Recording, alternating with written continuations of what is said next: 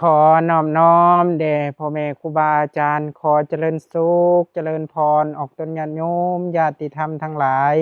มื้อนี้มาอนามัยวัดวาศาสนามาเอาบุญร่วมกันเด้อออกตนญาติโยมมาเฮ็ดเวียกสามัคคี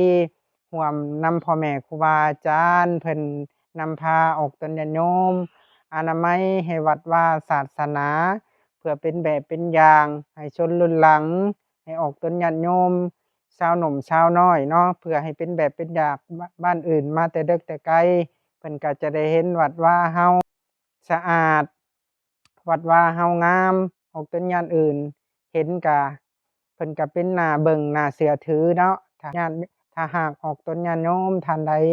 เลื่อนมาเห็นคลิปนี้ขอจงมีแต่ความสุขความเจริญหายทุกข์หายโศกหายโรคหายภัยหายพยาธิโรคาเด้อสาธุ